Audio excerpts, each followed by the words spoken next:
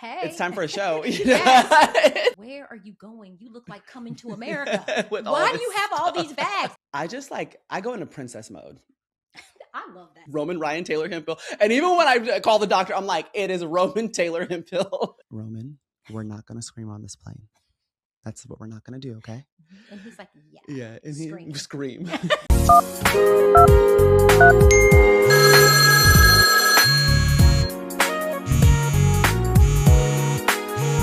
Welcome to the Pickup Line. Today we have a female sportscaster, the lead host of NBC's Football America, who is now stepping in the studio for the NBA and the WNBA. None other than the powerhouse Mauri Taylor. I'm so excited. I know. I'm so excited and I'm nervous.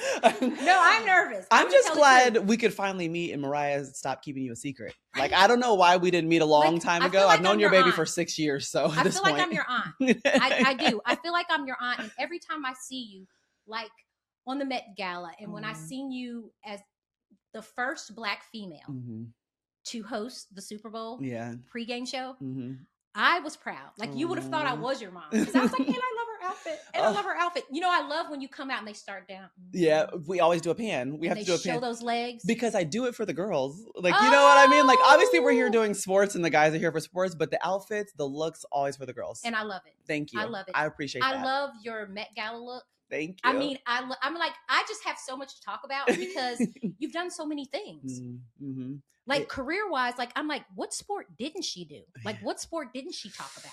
There aren't many because the Olympics now. What, as an athlete, because you played volleyball yourself, and you were like one of the top players at UGA. Yeah. You played basketball. What skills did you take with you from the volleyball court and the basketball court onto the pregame stage? Yeah, it's interesting because I was just talking to my mom about this, but the adversity that you face when you're a college athlete is something that you take with you everywhere. So whether that's obviously you're going to lose games and then the next day you got to wake up in the morning and go to practice and act as if that didn't happen. Like you have to have a shooter's mentality. You can miss 10 times, but you still might hit the game winner. But on top of that, I never like got along with my coach in college. And it was just like a tumultuous situation where he came in my sophomore year. It was clear he didn't like me or thought that I was like a negative reason. One of the reasons why the coach had gotten fired, like blah, blah, blah, blah.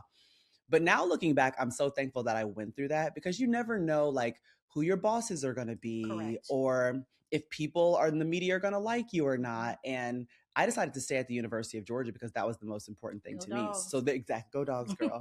So there was a level of like putting blinders on and I'm going to be the best version of me no matter what the circumstances are. And I feel like I take that with me everywhere I am. And I've been through some tough situations in work too. And I really look back at that as like, what are you going to do? Is this group of people going to force you out of the thing that you love and where you want to be? Or are you just going to put the best version of yourself out there and let the chips fall where they may? And I learned that in college. So that's a big part of it. You brought it with you. Yeah, it's on stage now. So when you're interviewing these NBA legends and these NFL legends and you're going around the world to interview all these people, what in your mind are you thinking when you're approaching all these powerhouse men? And there's Maria. Yeah, I'm always thinking they're just people too. Nice.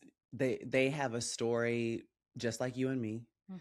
They have a mom and a dad, and it could be a mom that they loved or they weren't there, or a dad that they loved or they weren't there. They have siblings. They have someone that they want to make proud. You know, they have something that makes them sad. They have things that make them really happy. And I'm just there to make sure that that story gets told. So I always kind of like back it up into, listen, this is just a person and you're having a conversation with them. And your job, my job, is to make sure that their story gets told so that at the end of the day, they're not just boiled down to this one thing, which is a win or a loss column or a gold medal, silver or bronze. It's like there's a human being that exists there. And maybe one day behind the medal. Yeah. And maybe their kid or their aunt or their grandma will be able to look back and be like, you know what? That's my baby. You know, like that's my goal really every time I go out for an interview. If you could add anything else to this resume, which is so extensive, what would you add to it? I have really done, and in sports, there's nothing else I feel like I would love to do. Maybe like being there for a WNBA championship. That's the only sport that I've covered that I always tell myself I want to be there on the day the season ends. So like being at the Super Bowl trophy ceremony, and you're that's here now. Day season ends. Yeah, and you you're know. Here now. And the WNBA is the only sport that I haven't done that at. So I would say like being at a finals. So when you're covering the NBA and the NFL, how do you feel being the only woman? Ooh, now it's so common. I just I go into princess mode. I love that. I'm like, listen. I love that. I love that. I seen it for your birthday. Right. I seen it for your birthday. And I was like, yeah, girl. I was like, I'm dressing up as a confetti cake. Yes. You will sing to me. Yes. We will come here. You will be in my TikTok. Like, are you paying attention? Yeah. Are you paying attention? I loved it. I love that. I really do. And even going back to like my college game day days, like the stage manager, we would joke and be like, there's Princess Maria, whatever. But it's not a thing that, it's not even to play like I'm a woman. It's just like I deserve like an enormous amount of like respect and kudos and just love for being here. And one thing I will say, all the guys I work with, generally speaking, they do it. They're super nice. You know what I mean? Like they're going to ask you, do you need anything? Are you good? And I know that starts with like, you got to be good at your good job and there's got to be a level of respect. But the way that you walk into a room and tell people how to treat you is exactly how they will.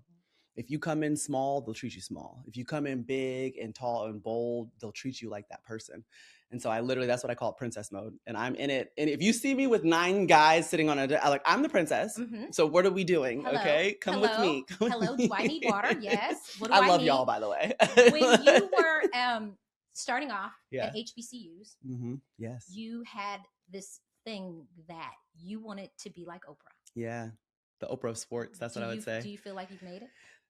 No, definitely not. Because Oprah, she started her own television channel. Halfway there? Maybe halfway there. Okay. Yeah. So I think the next big thing, I just produced a documentary on the history of the Black quarterback. I was going to add that. And that was like my step towards becoming who Oprah is to me, which is she's a media mogul. You know, like there was a time when she was like, I won't just be the face that you see from 4 to 5.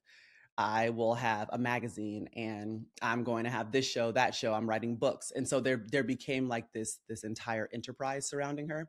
And I think I'm working on how do I enterprise Maria a little bit more and use all of because you work so hard to build up the respect and like the love and the platform. Now it's just like, how do I best utilize it? You know what I mean? Yes. And grow it. And that's the stage I feel like I'm at right now. So after executive producing, what would you like to do after that? I think. What do you see yourself doing after that? I mean, similar to what you're doing right now. Like, I would love to. Hey, it's time for a show. Yes. It's time to have a show. You'd be great. You would be great. I always say it's always about like, what is the next like shatter a glass ceiling type situation? Like whether that's like having a late night show. Like has a Black woman ever done that? Like on a broadcast channel or something. Hall. You know what Remember I'm saying? Arsenio Hall? Would love it and like have the athletes and bring them all out. It would be amazing. Yeah, it would be amazing. Whatever the next thing is, it's just like it doesn't exist yet. So, but it will once I leave, like when my career's over, is how I think about it. Yes. So your career in being a mommy. Okay, let's talk a little bit about that. Roman. Yes, baby Roman. Okay, so Roman has how many names? A lot of nicknames. Okay. Toonty. My mom calls him Toonty. So it's Roman Ryan Taylor. Because what you will do is have my last name. I was going to ask you that. That was my next girl. Because I was going to ask you that because I was going to say, and I didn't want to pry. Yeah. But I was going to say, what made you keep your last name in there? I just feel like first of all, I don't know how many kids I'm going to have. So like technically you could be like, I'll name another child Taylor, whatever. But I'm like, I don't know how many kids I'm going to have. And our children are just as much they are us as they are the husband. And I don't know at what point we decided they have to have the last name of the dad, but I just know that I want my father's name to live on forever too. Nice. You know? And so like, I'm making sure that it is in there. So he has 4 names, Roman Ryan Taylor Hemphill. And even when I call the doctor, I'm like, it is Roman Taylor Hemphill. Wait, I laugh. No hyphen. All my kids have a bunch of names. Really? Okay. Because it was like, you get to pick a name. I get to pick a name. Yep. This name's going to be in here. That name's going to be in here. My son kept my last name. And I don't feel bad about it. No, at all. Shouldn't. I was like, okay. I mean, he is going to leave that legacy. Yeah. For my kids, for his kids. And his kids. I love it. But I laugh because My kids had so many names. When I was looking at your sheet, I was like, oh my God, nobody does that but me. Thing. Nobody does We're that the but same. me. Yes. I'm like, nobody does that but me. When going back to your career, when you were at the Met Gala, what made you decide to wear a black a designer? I actually do it a lot. I try to make sure that I recognize that like being on television is a platform. And so there's so many ways that you could message yourself, you know? And so if I wear a black designer, I just bought a suit from Harbison Studios and black designer, he's great. I'm thinking about wearing either like on kickoff or wearing it on Sunday, our first Sunday of the season. And that's just like a really big platform and opportunity for people to see that like, hey, check this designer out. Maybe not as like commonly known, but doing great work. And that's another way to support, you know? Is Roman ever in there when you're getting ready? Oh, all the time. Roman's there sometimes. Are you ever worried that it's going to be like a uh-oh? It's funny because I'll have my stylist will be there and Roman will come in. So the day on the Super Bowl, the trophy ceremony, I wore these leopard gloves and it was with like a Dolce & Gabbana suit. And Roman comes in when I'm trying all the stuff on, I have the gloves on, and he does not like anything on my hands. Like, girl, he's ripping the gloves off. And we're trying to like take pictures to see. Yeah, you're trying to like make sure the outfit looks together. And Roman's in there like, absolutely not. And so, he's taking them off. Like, yeah. He's a baby. He's a baby. He'll like let me know. And I'm like, do you like it, Roman? Is it good? Like, give me that. Yeah, he's like, girl, get in here and watch Cars. Yeah, give me that. No one's talking about this. Yeah. When you're on stage and you're talking on a platform, how do you avoid difficult subjects like politics, like abuse, and you're the only woman sitting there? How do you reframe the questions or refrain from giving your own opinion about that matter? It used to be, it's funny, when I was at ESPN, I think I spent a little bit more time speaking out, I would say. And then I remember talking to my brother one time and he was just like, I can't protect you if you say things on a big platform and someone comes after you, and I need you to think about us sometimes. And so now when I'm on television, like I think about safety. I think about like how important my son is. I think about longevity. I think about my goal, generally speaking, is to bring like hope and joy. So like we, the WNBA, we just had to have a conversation on our Sunday NBC show at halftime about, you know, what happened with Sophie Cunningham and Dejanay Carrington. And my goal in the conversation is just like elevate it. Like, how do I raise what we're having a conversation about? And how do we gel and galvanize what everyone loves about women's sports in this moment? So that's kind of become my focal point. And again, I always go back to that conversation with my brother. And it's just like, it just made me think twice. Like, I have a lot of respect for that. Thank you. Because you can have your opinion and you're holding it. Yeah. And it's not that you don't have an opinion on these things. It's just that they're not to be shared with the whole entire world. And I think that's really good. And it takes training to do that. It does. It takes time. And you can think before you speak. Sure. And you can look into my world and see how I feel. You can see what sororities I'm in. You can see the people I talk to. You can see the young girls that I mentor. You know exactly how I feel about everything. You know what I mean? I just don't have to say it. I don't have to say it. And sometimes that speaks volumes. Yeah. Sometimes your quietness is more powerful than your loudness. Yeah. And I'm at work. You know what I mean? Like, we're doing the work. Don't get it twisted. I just want to ask one question about work with ESPN. When you decided to leave because of the comment about race over resume, what were you thinking about that? Were you insulted? I think it was the leaving was a culmination of things. Like and it ended in I had gotten everything that I could possibly get from that career stop. I really did. Like I loved my time there. I made so many great friends. I worked the NBA finals. You know, I had started doing a couple games in the NFL. I worked national championships. I was there when Georgia won the Rose Bowl. Like there's so many moments that stick out in my career just by proxy of working there. But towards the end, it was met us. And right, exactly. I met that. The only reason we're all sitting here today is because Thank you. So there were so many things that I was absolutely grateful for. And then I looked back and I was like, but what is next? And something that prompted all of this was I actually had it was swelling on my thyroid. And it turned out to just be like liquid. Like basically there was a bunch of liquid that had built up on my thyroid. And I remember the doctor saying, sometimes this happens with like flight attendants, whatever. And it took me a long time to get to the doctor because I was working so much. Like I was literally like a season would end and I would be right to go to preseason then I have a question. football. Yeah, all the things. I have a question. Yeah. Do they not have like a doctor that can come visit you at the network? No, you gotta find your doctor. But what I did end up doing, I went to a doctor at UNC football. Okay. So luckily you're around like doctors all the time. Like if you really need to ask somebody, you could. So I did that. And I remember calling my dad, and because that doctor was like, oh, you need to go see an endocrinologist. And I was like, okay. And my dad was like, girl, you are working so much. You are gonna like look back and work yourself into the ground. Like you need to slow down. And so what happened was NBC was offering the slow down but stay on track option. Sometimes God knows what's best. God knows. And God had to work very hard to shut the door. You know what I mean? Because in so many ways, I was like, I should stay here. This is my dream job. It doesn't matter what all of these other things are happening. And it might not feel right now, but it'll feel right in the long run. But God was like, no, that chapter's done. Let me close the book for you. And it's time to go over here. When you listen. And look, just obey. Look what happened when you listen. Yeah. And so now it went from, I was like, man, I'm giving up NBA. I'll never do basketball again, to like, I'll be hosting, opening day when the Knicks and LeBron and the Sixers play and they raise their banners. And I never thought that was going to come, but the NBC got the NBA back because God's like, look what I got. Just close the chapter. I'm writing you a new one. You got to be. It's beautiful. The Bible says, be still and know. And know. It took a lot of, girl, I was in Tokyo crying. No, we were, I always tell story. Girl, I was calling LaChina and crying with LaChina Robinson. There's always tears involved with victory. True. There's always tears involved. Like if you win a championship, like you are broke down, your body's tired, your feet are hurting, you haven't seen your family, you're upset, you're crying, you're lonely. Yeah. And then look. Yeah. And the Bible promises it, like there will be suffering, like there will be pain, there will be so many things, but there's also a promise. And you endured. Yeah, but there's also a promise. You endured as a Black woman. Yeah. Who I love the fact that you're modest.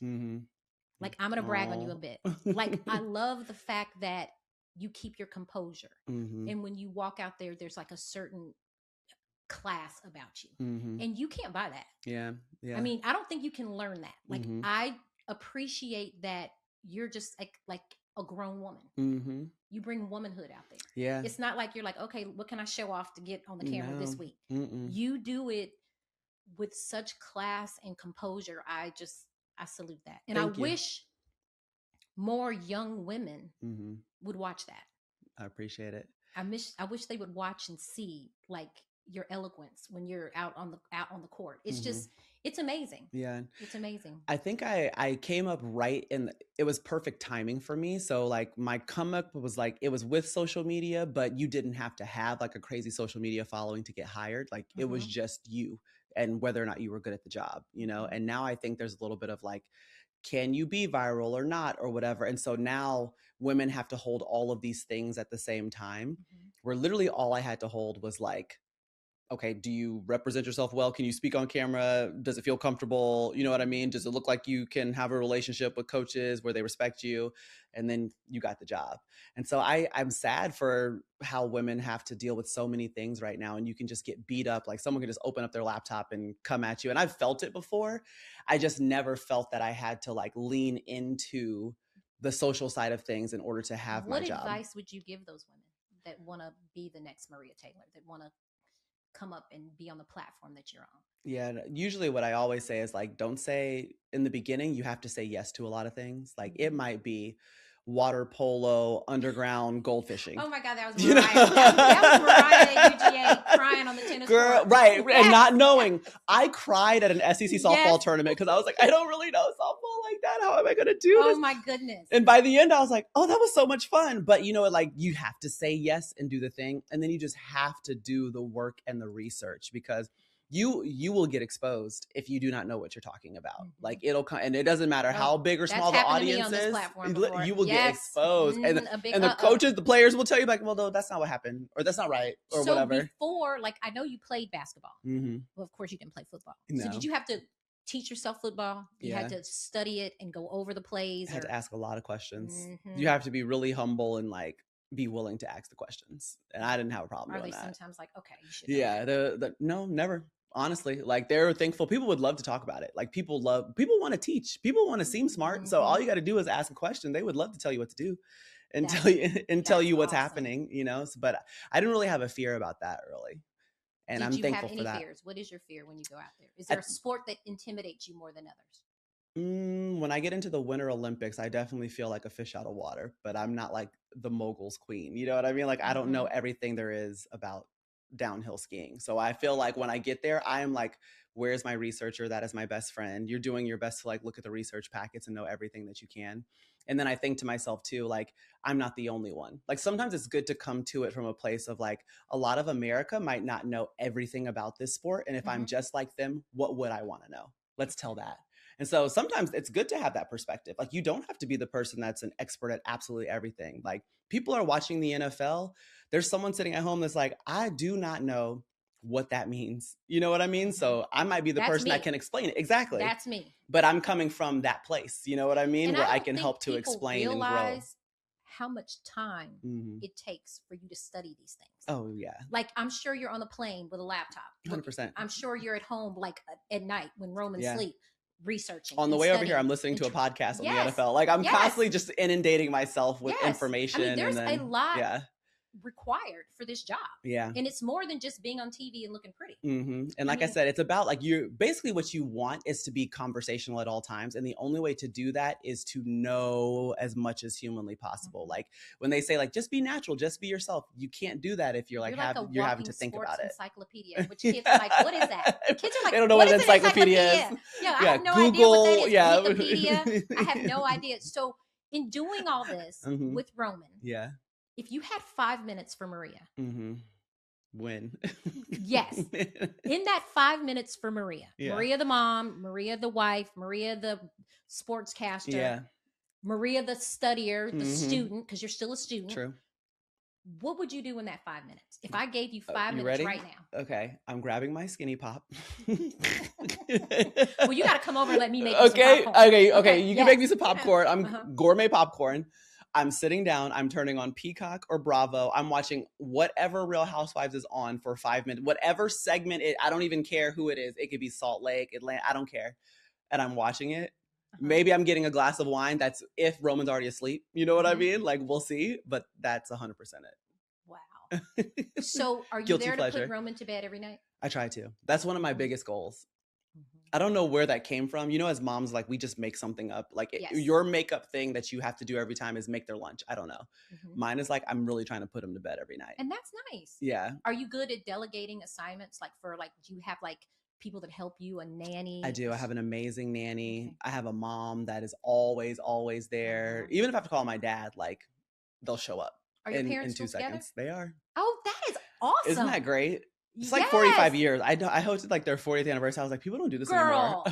You just have my mom on. I just need to rub her. Tell her. Yeah, we gotta get your mom over here. Yeah. We're calling her. She and I are gonna have a glass of wine and we're gonna chit chat. She's probably gonna be like, well, I ignored him for 10 years. And then I was like, he's cool and he's still here. And she's like, and now I love him again. And now I love him again. Yeah, now I love him again. I love that. Yeah, that's what Michelle said. Michelle Obama. She was like, I just had 10 bad years. So how was your dad when you were dating in college? He's always been good. Like, my dad was in the FBI for 27 years. Oh, he already knows. So he probably had already he had already done the research. Me. Yeah, he probably knew more than I knew. So he was fine. He used to put his target practice in the, like, where you had to walk through in the garage. So you could just see, like, what a great shot he was. And so I'm like, we never had no problems. Open the garage when your date came. Yeah, and he's here you go. Yeah, he didn't have to say nothing. He was just like, okay, let me know if y'all need anything. Hi. Yeah, y'all sit right there. That is so good. That's crazy. So in college, you weren't worried about nothing. No, I had a great time in college. Like, and I could tell you, going to the University of Georgia it's great because you end up meeting people from all different walks of life. I pledged AKA while I was there. So, and a lot of my friends became my sorors because we all did it together. I had my volleyball family. I had a basketball family. I'm so close to the basketball coach that was at Georgia. To this day, if Georgia calls me for anything, I'm gone. Like, I'm there. One of the things that is the most important thing in my career was doing the commencement speech there. I love like, that. you know what I mean? Like, there's just something that is so powerful if you feel strongly about the place that you went to school, and I have that, and I'm so thankful for it. When one of my favorite things that I watched you do was read out of a journal. Oh, you saw that? I saw that. Was it April 2023? Yeah. And you wrote in this journal what you wanted God to do for you. Yep. You had a prayer. And one of the questions that I have about that journal entry is, what made you feel like God didn't want you to be a mom? Like, I literally almost tear up when I look at that, because, or I listen to that or talk about it, is because I could almost feel you in the moment. And when you read that and you were just like, all you have to do is ask God. All you have to do is ask God. What made you feel like it wasn't for you? I think I felt at the time inherently broken. Wow. So I think, and there was a lot going on. So at that time, it was like right after I had left ESPN, I had had a couple of fibroid surgeries. So you're kind of being told like your uterus, something's wrong with it, you know, and that's maybe why you can't have a baby. So then I entered into the phase of going through IVF, which is an emotional journey in and of itself, because you're on hormones and it's up and down. I went through 2 different IVF doctors. I started the process in Atlanta, ended up with a great doctor out in California. I went through 2 egg retrievals and 2 transfers. So the journal entry that I read was right before my second transfer, and I was in California. My mom was with me. And I was just like saying to God, and I was finally at a point where I was like, you know what? If God doesn't want me to be a mom, that's totally fine. But what I'm not going to do is not make known what I want, and being honest about that. And you know what I mean? So like, just tell God everything that you want. Like, you want a healthy baby that's born at term, and you will take care of that blessing, and like, just tell him everything. And I think that's what was coming out kind of in that moment. But it had just gotten to the point where it's like, this is not something, usually I can work towards my goals. If I'm like, I want to work the Super Bowl, I'm like, great, got it, we're going to go do it. But you can't be like, I'm about to be a mom. Like, and you have to do things in God's timing. Yep, exactly. And he may have not been ready for you to be a mother that fast. Yeah, I wasn't, because ready. You were doing so many other things, and he had so many other doors that he wanted to open for you. Right. And I was listening to it, and you were talking about how, you know, there were tears and there were surgeries. And the thing that I love the most is the fact that you didn't give up. Yeah. You were determined. Yeah. And I say that to my children all the time. You know, all you have to do is ask. And it's not in your time. Right. It's in his time. Right. And now you have this bundle of joy that is like, it's priceless. It's priceless. It's amazing. And every time I look at him, I'm just like, who put you here? You know, like, how did you get here? And what are you saying? Words? Like, you talk now? You're walking. You're walking? Yes. You're like a whole human being. I know. And a whole human being. Girl, and I think I spent so much time, which we do now. Women were choosing to have our babies a little bit later. I was 37 when I had Roman. And so it just, all through my 20s, didn't care. Probably till about 35, all of a sudden I was like, I was just like, kind of knew in the back of my mind, one day I'm going to be a mom. But a light bulb went off, and it was all I could think about. It was the only thing I wanted. You could take everything. You could have taken my house, home, cars, money, everything, and just given me a baby, and I would have been happy. And that statement right there is what I want people to understand. I say this on the show all the time. You can have all the money in the world, the shoes, the bags, the clothes, the cars, the limelight. But if your heart's not right, and you're not happy, and you don't have the things such as family, right, that you can't put a price tag on, it means nothing. Yeah, nothing. Literally nothing. So you're as successful as you are, and you're saying, I would have given all this away, all of it away, just to have my little munchkin, just to have my little man. Right. It wouldn't have meant a thing to me. I was coming off of like the Tokyo Olympics. The day that I landed in California, we were getting set for like the Rams. They were the first game of the season kickoff. And I found out that one of my transfers, we weren't going to be able to do like a second transfer because they had messed up the medical protocol. So then that's when I found my California doctor. And like the same day that I hosted Football Night in America for the first time, I had a doctor's appointment in the morning. And how did you, that's how much I was like, make it through that? But I was just like, the most important thing right now is having a baby. Like, I don't even care that I'm about to like, that was a huge moment in my career. And I'm like, the only thing I can think about is like, how do I get to Dr. Wong's office? Yes. How do I get to Redondo Beach? And you know what's great? Nobody in the world knew that. No one, yeah, right. And maybe your mom. And my best friend was with me, Megan. See? I'm like, girl, get in the car. We gotta go. We gotta go. Yes. You know, and we'll just gotta be back by the time the car's going to the stadium. And that tells you that the show must go on. It must. The show must go on. And there's so many moments like that. And again, we don't talk about those things, but even my first transfer, I flew in to the Hall of Fame game. And the first time I met Jason Garrett, it was like my first time hosting the Hall of Fame game was the day of the next day after a transfer. Like I had the transfer and then I flew to Ohio. and then hosted the show. And it was like sight unseen. It was like a 2-hour rain delay. It was like all these things were happening, but I was just like, I might have a baby. I had fibroids, and thank God I, carried my kids well. But fibroids is so huge in Black women. Yeah. I mean, it's crazy because I know so many people, that were just like you. Yeah. Like I have so many young girls and family members and people that just say, I just want to have one baby. I'm okay if I have one baby. Just one. And people don't understand that it's such a blessing to be able to carry full term, to be able to take care of your kids, to be able to conceive a child. Right. But being on a platform like you in front of the whole world, and then you had to be pregnant in front of the whole world. It's funny. I have more men coming up to me saying, "Oh my God, we watched you pregnant on the show. And how old is your son now?" Oh. And I think about that sometimes. I'm like, it was so good for like men and women to see, like just like this super pregnant girl up there talking about the NFL. Now looking back on, I think at the time you're just like, obviously like, let's make it through Saturday, let's make it through Sunday. At the time I was doing college football and the NFL. Did you gain a lot of weight? Oh girl, I did. I was like, by the time it was over, I want to say it was like 300, not 300 pounds, 300 pounds, 200 pounds, 200. But that was a lot. I had never been 200 pounds before, so I still felt like, what are we doing? What did you eat? Girl, Roman had me outside. I was just like eating everything. She's outside. Anything and everything. You know how some people get sick, like they get nauseous? I was like nauseous if I wasn't eating. So I always had to be chewing on something to not feel sick, is how I felt. Oh my gosh. But I had him a week after I did my last show. It was like week 15 of NFL. And then I had him the following Sunday. So. Wow. And then how long did you stay off work? Luckily, I had him Christmas Eve. And then I didn't have to work again until the French Open. So the summer. When you got pregnant, were you ever nervous or were you ever thinking like, oh God, I've got to go to these people and tell them I'm pregnant? And luckily, that was one of the reasons I came over to NBC. So we had a lot of open, honest conversations about like, I want to be a mom. And so what would that look like in this ecosystem? And they were just like, we want you to be a mom. We want you to have time. We want you, when the season's over, go be off. And like be with your I love that. And I was like, wow, like not everyone in sports, that's not usually what you hear. So for them to just be like, no. We will make space for it. And even they knew I was going through IVF.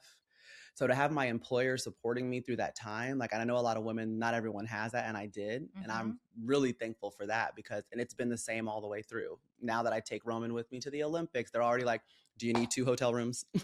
Yes. Is your mom going? Oh, that is awesome. So I've got a level of support. We need more of that. You do. In the workforce for women. Yeah, because that's why a lot of women, and some women, so you don't really suffer from mom guilt. No, you get to take them with you. I can take them with me. They're okay with it. Oh, he's going to be a platinum Sky Miler before he's already a silver medallion. My son sees the Delta sign. He says, airplane. I said, that's right, baby. You get on Delta airplanes. That's right. Okay, so this is going to sound really weird. You're in a position that most dads are in. You're right. Yes.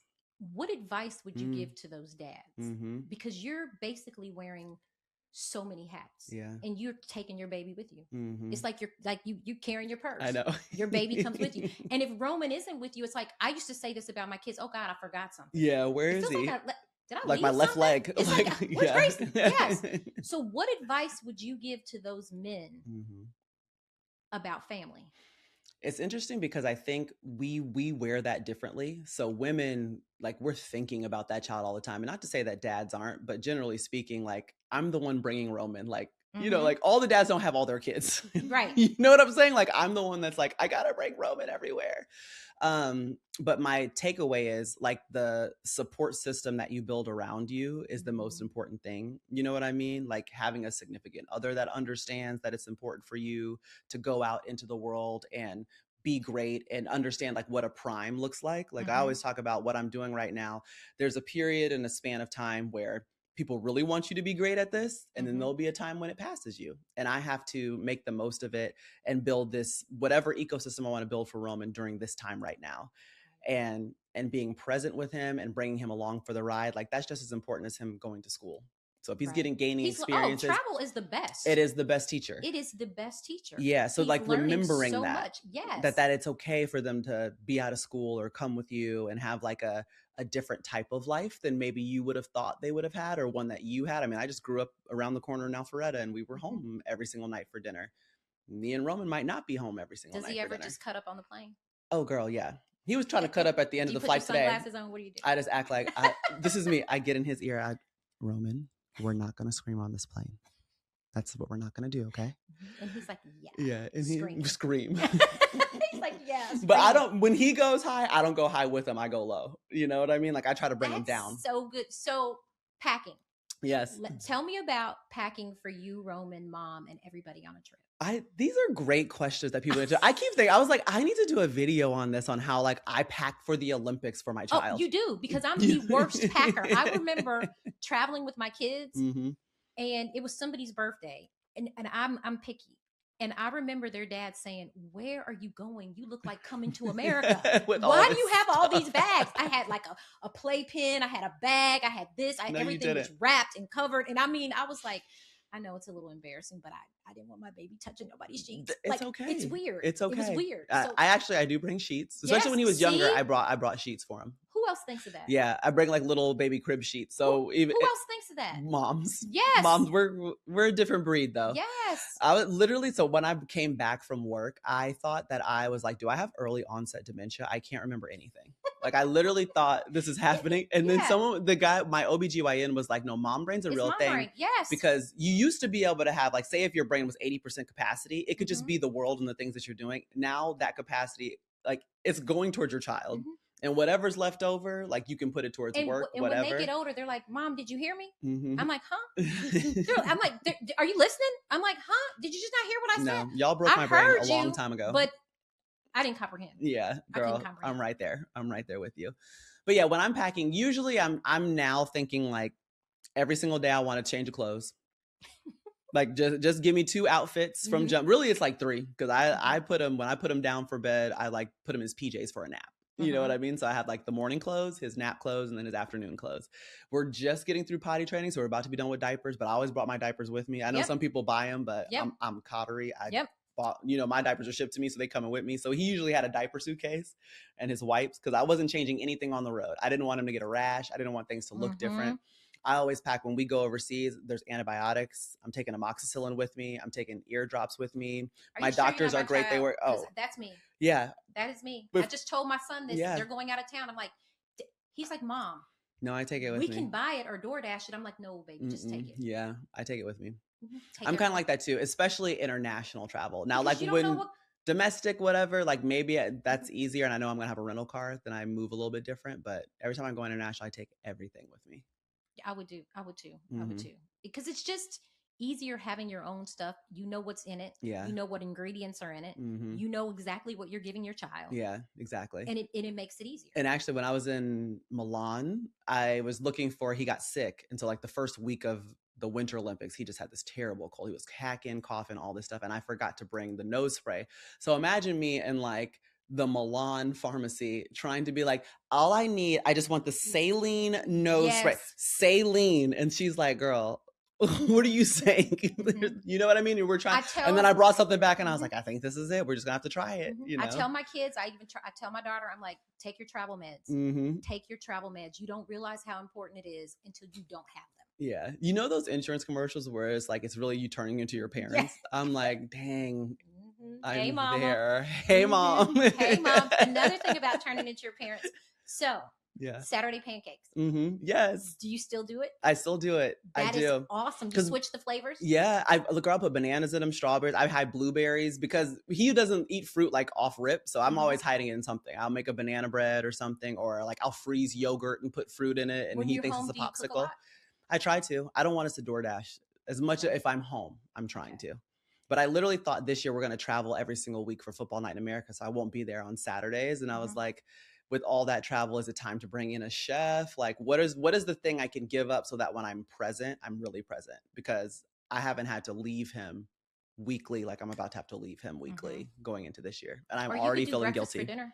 Yeah, exactly. That's what I'm start doing on like a Friday or something. Pancakes on a Friday. Yeah. I still, to this day, this is crazy, and I can cook. I cannot make pancakes. Really? Oh, terrible.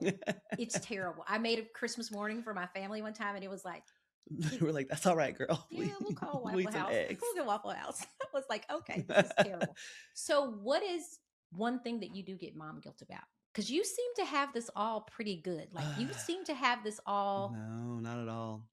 I think whenever I do something that's for me, like me centric. So let's say this is a day off. Let me go to the spa and he's staying with a nanny or my mom or something. I'm like, that's time I could have been with him and I chose myself. You know what I'm saying? Mm-hmm. Like work, get it, understandable. Like we got to go to work, we got to make money and bring it back. But then the day that I choose the thing outside of work, that's just like, I really want to go see this player. I really want to go to this dinner or something. And I'm not putting him to bed. I feel terrible about stuff like that. You know, that you're going to have him his whole life. Yeah. And there's going to be plenty of time for that because it's very important with the load that you're carrying for you to get some me time. You gotta just take yourself and just go away. Right. And plus it's fun to hang out with your friends. It is. And every time I leave them, I'm like, oh, that was so great. You know what I mean? But you can't help but feel like, no, you can't. But I had a friend one time, she told me, she was like, I would not get somebody else to babysit my kids if my nannies couldn't do it. I was just like, I'm just staying at home. She was like, aren't your kids 16? Can Mariah not watch Gracie? Yeah. And I was like, I guess so. And they're like, it's time for you to live. Yeah. Like, right? So you've got to take some of that time when you're in Milan and at these great places. You got to do something for Maria. You're right. Yeah. No, you got to treat yourself. I'm so excited you came on. Oh, thank you for having me. And I want to have you back. And I want to have your mom on. Oh, let's do it. That's what we need to do. Yeah, a mother-daughter. Yeah, like a mother-daughter. That would be Get Mariah amazing. here too. That would be amazing. I would love to do that. I appreciate you so much for taking this time. Of course. And anytime. Talking to me. I'm overwhelmed.